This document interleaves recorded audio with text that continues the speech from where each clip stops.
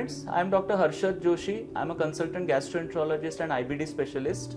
Hello friends, I am doctor Chetan Kalal, liver specialist. तो हम दोनों फ्रेंड्स मिलके आज बात करना चाहते हैं जो कॉमन कंडीशंस हैं जिसमें गट भी अफेक्ट होता है और लिवर भी अफेक्ट होता है। तो ऐसे एक्चुअली मेरे जहन में 3 चीज़ें आती है चेतन, तो let's understand each others views on that.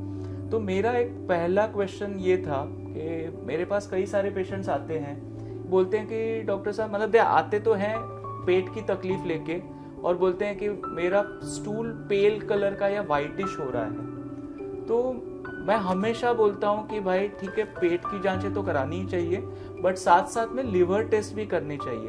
तो जरा मुझे बताओ ना चेतन कि पेल स्टूल है तो तुम्हें भी ऐसे पेशेंट आते रहेंगे, तो तुम क्या बोलते हो? तो ये दोनों कॉमन है। बेसिकली ये लीवर डिसीजेस में भी पेल स्टूल हो सकते हैं और स्टमक यानी गट में भी पेल स्टूल हो सकते हैं। तो बेसिकली स्टूल का जो कलर आता है वो आता है बाइल से, जिसको लीवर प्रोड्यूस करता है।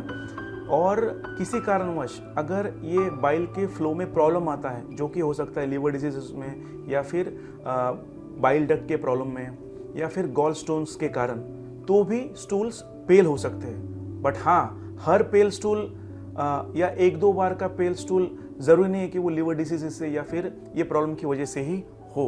ये बहुत से कारणों से भी हो सकता है। या सो ऐसे पेशेंट्स हैं तो we will do both, investigate them, check करेंगे कि गट का प्रॉब्लम नहीं है, but at the same time liver related कुछ स्पेसिफिक टेस्ट करना जरूरी है। यस, तो जरूरी नहीं है कि ये स्टमक की वजह से हो या फिर ये जरूरी नहीं है कि ये लीवर की वजह से हो।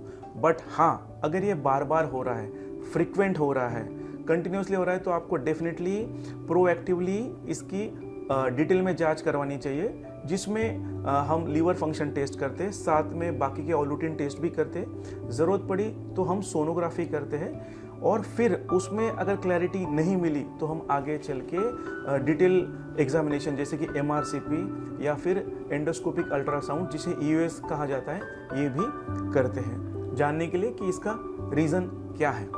तो याद रखिए, सिर्फ पेल स्टूल नहीं बट फ्रीक्वेंट पेल स्टूल जो कि एसोसिएटेड होते हैं जॉन्डिस के साथ, या फिर हाई कलर्ड यूरिन, या फिर itching, pain, fever, loss of appetite, weight loss, अगर ये सिम्टम्स भी है साथ में, तो डेफिनेटली ये वरीसम है और इसकी फर्दर टेस्टिंग होनी चाहिए, जिसमें कि ब्लड टेस्ट होते हैं, प्रिडोमिनेटली लीवर फंक्शन टेस्ट, और साथ में कुछ और टेस्ट भी होते हैं। और ज़रूरत पड़ी तो हम अल्ट्रासोनोग्राफी ऑफ एब्डोमेन या फिर MRCP या फिर EUS जैसे एडवांस टेस्ट भी करते हैं to ascertain the cause of pale stool.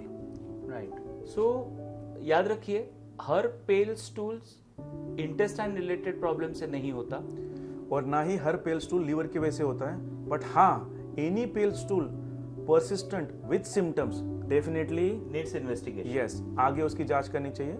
अगर ये वीडियो आपको पसंद आया तो इसको लाइक करो, शेयर करो, कमेंट करो, सब्सक्राइब करो। Thank you.